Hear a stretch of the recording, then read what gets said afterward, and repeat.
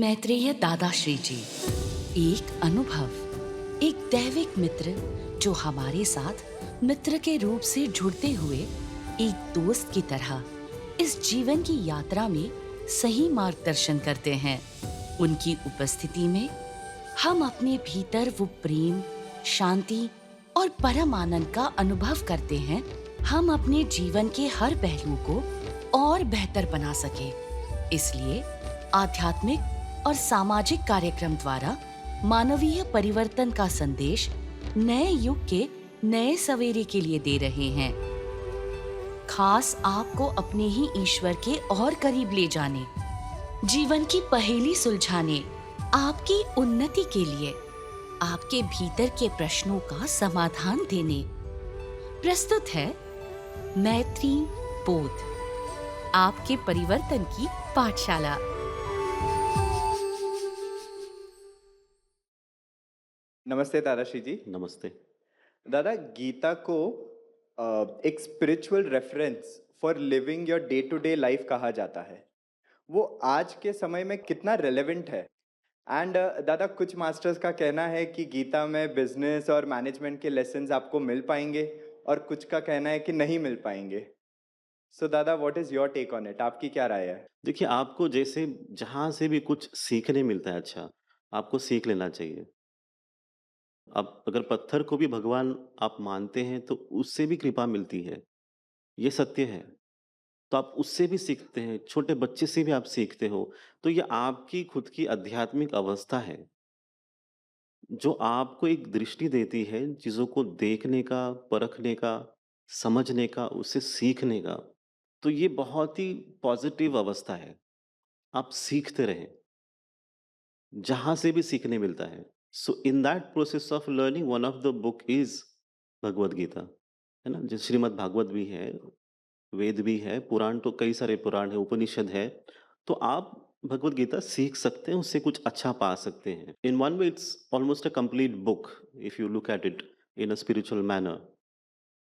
पर अगर आप सिर्फ़ ये कहते हैं कि उसमें सब कुछ मिल जाएगा, तो ऐसा भी नहीं है, बिकॉज़ भगवद गीता स्पेसिफिकली अगर देखेंगे कि तो आप, वो अर्जुन के लिए थी।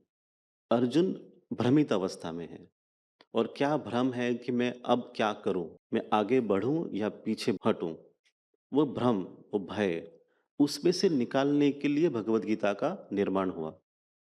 तो अभी ये प्रश्न आता है कि क्या आप अर्जुन की अवस्था में हैं? तो भगवान श्री कृष्ण आपको हिंसा करने के लिए नहीं कुछ कह रहे हैं। आपसे वो ये कहते हैं कि अपने कर्तव्य कर। तो ये कर्तव्य कर यहाँ से जब शुरू करते हैं, तो बहुत सारे प्रश्न अर्जुन को आते हैं। जितने भी प्रश्न हैं, उनका जवाब देने के लिए कृष्ण जी उनको गाइडेंस देते हैं, मार्गदर्शन करते हैं। तो इसी लिए भगवद गीता है। गीता मतलब जो गाया गया है, जो गीत है। तो अगर आप अर्जुन हैं, तो ये आपके लिए भगवद गीता है। हुँ? नहीं है तो पहले आपको अर्जुन बनना होगा। अर्जुन बनना होगा मतलब आपको एक अच्छा व्यक्ति बनना होगा पहले। उसके बाद आप बहुत कुछ सीख सकते हैं। और हमारा ये मानना होता है, भगवद गीता में जो सबसे खास विशेष जो कैरेक्टर है या व्यक्ति है, वो है भगवान श्री कृष्ण।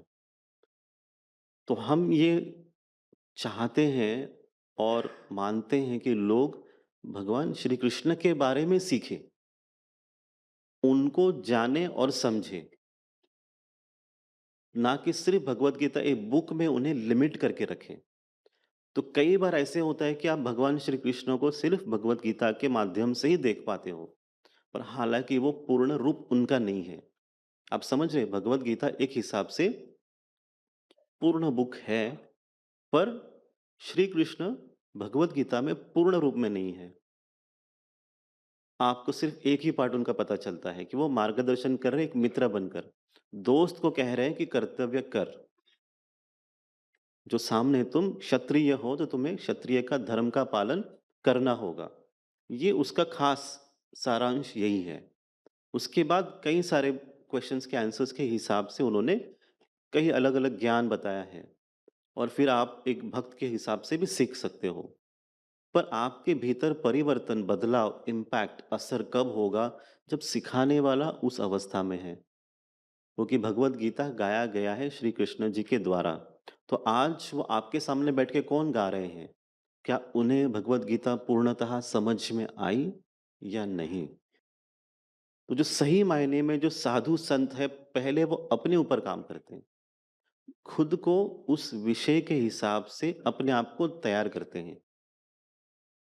इसका मतलब ये कि आप खुद भगवत गीता बन जाते हो और फिर आप सिखाना शुरू करते हो। जैसे महाराष्ट्र में संत ज्ञानेश्वर, जब उन्होंने सिखाया तो लोग अनुभव बैठे-बैठे कर रहे थे, क्योंकि वो एक रूप हो गए थे कृष्ण के साथ, भगवत गीता के साथ। तो ये आज के समय में मिसिंग है। हमारे पास वक्ता है, अनुभवी नहीं है। आपको अनुभवी को ढूँढना होता है। तो आपके आध्यात्मिक अनुभव बदलते हैं किसके हिसाब से? जो व्यक्ति के द्वारा आप तक वो मार्गदर्शन पहुँच रहा है, जो कहने वाले हैं। तो शब्द तो अच्छे हैं, आप इंटरप्रेट करेंगे तो बहुत कुछ सीखने भी मिलेगा, पर जो असर है लंबे समय तक वो कब आएगा? जब कहने वाले के भीतर वो भाव है, वो अवस्था है, वो अनुभव है, तब आप एक कदम अपने जीवन में आगे बढ़ते हो। ये इसका सरल जवाब है। प्रणाम दादाश्री जी। प्रणाम। कई गुरु मास्टर्स हैं जो हीलिंग करते हैं और चमत्कार करते हैं। हुँ, हुँ, अम, कई सिद्ध पुरुष भी हैं जो मनचाहा फल देते हैं, हुँ, हुँ। लेकिन आप इन चीज़ों के बारे में न बात करते हैं न प्रमोट करते हैं इसे। हालांकि हम जानते हैं कि आप बड़ी आसानी से ये सब कुछ दे सकते हैं हमें। तो क्या हमें इन चीज़ों के पीछे, इन चमत्कारों के पीछे जाना चाहिए? यहाँ चमत्कार को नमस्कार, यही है ना? बहुत बढ़िया, बहुत बढ़िया। देखिए, चमत्कार आप किसे कहते हो? जिसका आपके पास कुछ स्पष्टीकरण नहीं है। ये हुआ कैसे? वो पता नहीं तब चमत्कार है ना? एक एक फूल भी जब खिलता है ना, वो भी एक चमत्कार है। आपको पता नहीं वो कैसे हो रहा है। कितने अच्छा है ना? सूरज को देखना सुबह जब आता है धीरे-धीरे सूर्योदय के समय पे, वो भी एक चमत्कार है। हम इस चमत्कार को कभी नोटिस ही नहीं करते।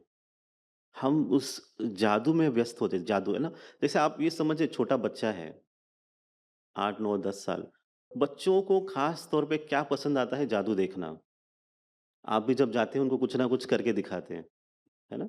मैं भी कभी ऐसे खेलते-खेलते बच्चों को कॉइन ऐसे करके दिखाता हूँ, देखो ये कॉइन आया, गायब हो गया और उनको मज़ा आता है देख के।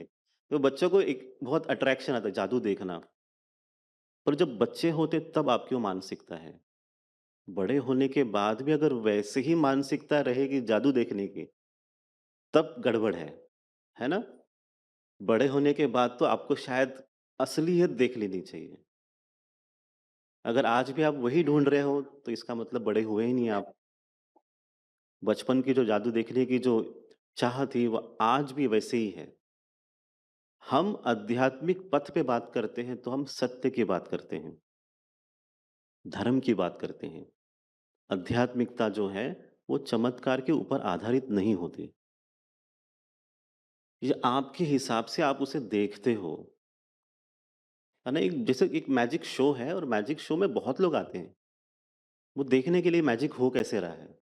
जिस दिन आपको ट्रिक पता चल जाएगी तो मैजिक ओवर, खत्म हो गया।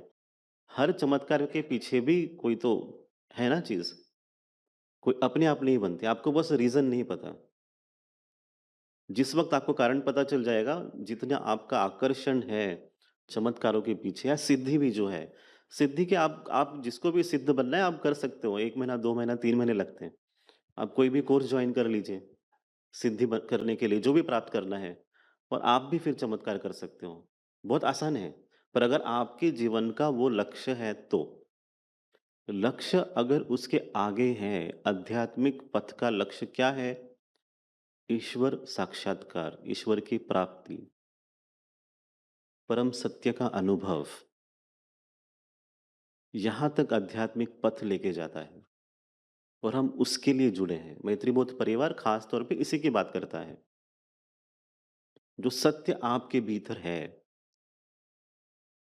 उसे जागृत करना, उसका अनुभव करना। जब आप उसका अनुभव करते हैं, तो आप खुद चमत्कारी बन जाते हैं। इस तरह से नहीं कि आप जादू कर रहे हैं, आप खुद बन ही जाते हो और ऐसा बनते हो कि आप आपके अंदर वो इच्छा ही नहीं बचती कुछ करने की, चमत्कार के हिसाब से, है ना? आप जब कुछ करना चाहते हो लाइफ में, जैसे आगे बढ़ते हो और बीच में एक पड़ाव आता है जहाँ पर आपको कुछ खास एक पावर मिल जाती है, शक्ति मिल जाती है और वहीं पर आप वही खेल रोज़ करना शुरू करते हैं, तो आप अटक जाते हो, आगे बढ़ते नहीं हो। तो कई सिद्ध पुरुष ऐसे होके गए हैं, जब ध्यान की क्रिया करते हैं, तो बहुत कुछ देख लेते हैं, समझ लेते हैं। जो पकड़ लेते हैं उसको, वो अटक जाते हैं। जो उसे छोड़ देते हैं, तो वो और आगे बढ़ते हैं, और आगे जाते हैं।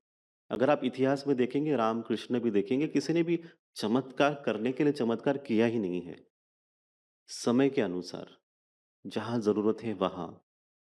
तो अगर आप यहाँ देखेंगे मैत्री बोध परिवार में, जब आपको सच में ज़रूरत है, वहाँ पे आप तक वो कृपा पहुँचाई जाएगी। आपको बस ये है कि आपके भीतर परिवर्तन की जो आपकी खुद की व्यक्तिगत यात्रा है, उस पे चलते रहना है। वहाँ पर आपको रुकना नहीं है कि मेरी यात्रा है, मेरे भीतर बदलाव। सच में अगर आप इतिहास में देखेंगे, जितने भी महापुरुष होके गए हैं, वो यही कहते हैं कि आप ईश्वर की तरफ बढ़ें, उनका अनुभव करें, उन्हें प्राप्त करें और वही एक मार्ग है, वही सत्य है और हमें भी उसी मार्ग से सभी को चलना चाहिए। माया का खेल है ये। माया के खेल में आपको सत्य को ढूँढना है, ये आपका काम है। आध्यात्मिक माया भी है और जगत की माया भी है, ईश्वर की माया भी है। इस सब में आपको सत्य को ढूँढना है, या आपका वो काम है और वो आसान करते हैं आपके गुरु, आपके इष्ट, आपके जो भगवान ईश्वर है, वो आसान कर देते हैं वहाँ तक आपको पहुँचने के लिए। पर अगर हम स्कूल से बाहर निकल गए हैं, कॉलेज में हैं, महाविद्यालय में हैं या पीएचडी कर रहे हैं, तब हमें सत्य को पकड़ना चाहिए। जो सत्य क्या करता है, आपको मुक्त कर देता है। भीतर से ही मुक्त ऐसे कर देता है कि आपको किसी के ऊपर चमत्कारों के द्वारा आधारित होने की ज़रूरत ही नहीं है। आप स्वयं ही सब कुछ ठीक कर लेते हो। संपूर्ण जीवन में किसी भी चीज़ का अभाव होता ही नहीं है। आप पूर्ण हो जाते हो। ये पूर्ण होने की क्रिया है कि मैं स्वयं में पूर्ण हूँ। जो मुझे चाहिए मुझे मिलता है, मिल रहा है, क्योंकि मेरे साथ ईश्वर सदैव है, हमेशा है। उस अवस्था तक हम आपको पहुँचाते हैं और आप सभी उसका हमेशा अनुभव करते हैं। है ना? कोई चमत्कार नहीं, पर जहाँ पर जो ज़रूरत है, वो सब ठीक हो जाता है। भीतर से भी आप ग्रो करते हो और बाहर से भी मदद पहुँचती है। इससे बढ़िया क्या चाहिए ना? नमस्ते दादाश्री जी।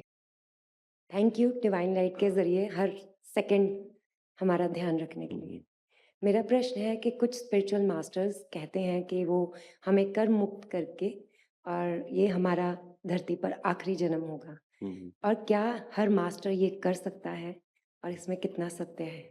देखिए, आपने जो शब्द यूज़ किया, कर्म मुक्त या कर्म विमुक्त, ये अलग विषय है। और क्या कोई मास्टर्स कर्म ले सकते हैं क्या? तो ये अलग विषय है।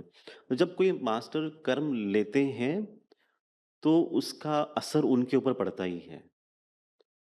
तो किसी भी व्यक्ति का कर्म लेना, एक हो व्यक्ति या 2, 3, 4, 5, आप उससे ज़्यादा नहीं कर सकते। शरीर जो है आपका, वो कहीं पर लिमिटेड है, सीमित है, उसके आगे वो ले नहीं सकते। 10, 15, 20, उसके बाद आप फिर बेड पे गिर जाएँगे। कोई भी मास्टर हो, वो भाव से कर सकते हैं। इसे ट्रांसफर ऑफ कर्मास कहते हैं। कहीं से एक जगह से कर्म निकल कर आपके गुरु के पास पहुँचते हैं और लेते भी हैं, कई बार ऐसे होता है, पर वो फिर भी अच्छा नहीं है। जो प्रकृति का नियम है, उसके विरुद्ध में है ये, तो नहीं करना चाहिए। दूसरा जो विषय आपने कहा, कर्मों से विमुक्त होना, तो आप जो भी करते हो अपनी ज़िंदगी में, लगातार उससे कर्म बनते हैं।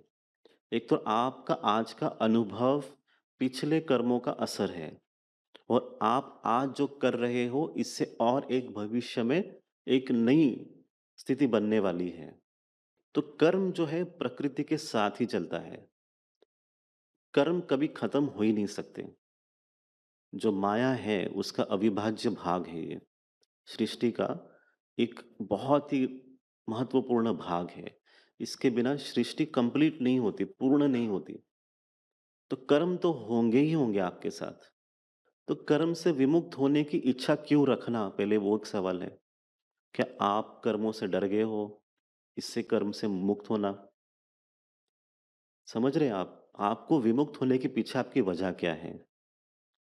आप जब ये सोच के चलते हैं कि मुझे मेरे जीवन को सभी दुख से छुटकारा पाना है, सभी तकलीफ का अंत करना है, दर्द का अंत करना है, तो ये है कि दुख छोड़ते समय फिर आपको सुख भी छोड़ना पड़ेगा, है ना? कर्म विमुक्त होना मतलब आपके पास गरीबी ना आए और पैसे भी ना आए, है ना? कुछ भी ना आए, तब आप कर्म विमुक्त होगे। मेरे पास कुछ भी नहीं है आज। तो ये अवस्था अपने आप में अच्छी भी है, पर इसकी ज़रूरत नहीं है। आपको जो सही लगता है आप वो करें, नीडर होते हुए। ये ना सोचते हुए कि इससे क्या गलत होगा, बुरा होगा, इस डर को निकाल के आपको जो भीतर से दिल से लगता है कि मुझे ये करना है, तो आप वो ज़रूर करें। और इस विचार को ही त्याग दें कि कर्म विमुक्त होना है। जब ईश्वर की इच्छा होगी, उन्हें लगता है कि आपको कर्म विमुक्त करना है, तब कर देंगे। आप उसके लिए कुछ सोचिए मत। वैसे भी आपके प्लानिंग से आपको कुछ मिलने वाला है नहीं। आपके बहुत सारे गोल्स हैं, हम 1, 2, 3, 4, 5 पॉइंट्स, उसमें कर्म विमुक्त होना है। 2025 तक टारगेट कर्म विमुक्त होना। आपके सोचने से नहीं होगा। तो ये विचार छोड़ के अच्छा काम करें, रोज़ अच्छे कर्म करें, इसी को पकड़ के चलें। ये सबसे बढ़िया है। मैत्रेय दादा श्री जी द्वारा स्थापित मैत्री बोध परिवार एक आध्यात्मिक और सामाजिक संस्था है जो परिवर्तन के द्वारा मानवीय चेतना के उत्थान के लिए निरंतर प्रयास कर रही है। ये एक मित्रों का परिवार है जो अपनी 3 स्तंभ प्रेम, परिवर्तन और निस्वार्थ सेवा से मनुष्य को अपनी उच्चतम अवस्था से जोड़ता है, उन्हें उनके परम सत्य से अवगत कराता है। अगर जीवन में कुछ सर्वोच्च है तो वो है दूसरों के लिए कुछ करने का आनंद। बदलेंगे आप तो बदलेगा देश की धारणा रखने वाले मैत्रेय दादा श्री जी के मार्गदर्शन में इस संस्था ने कई सामाजिक कार्य को अग्रसर किया है। अन्नदान अभियान, रक्तदान अभियान, महिला सशक्तिकरण की पहल, बूढ़ी और परित्यक्त गायों के लिए कामधेनु गोधाम का आश्रय, आने वाली पीढ़ी के लिए स्नेह संस्कार गुरुकुल द्वारा वैदिक और आधुनिक शिक्षा इत्यादि। यदि आप मैत्री बोध परिवार से जुड़ना चाहते हैं, आध्यात्मिक कार्यक्रम का लाभ लेना चाहते हैं या सामाजिक कार्य में योगदान देना चाहते हैं, तो आप बनिए मैत्री दूत। www.maitribodh.org/मैत्रीदूत वेबसाइट पर आज ही रजिस्टर करें। अन्य जानकारी के लिए हमारे हेल्पलाइन नंबर 8929707222 पर कॉल करें।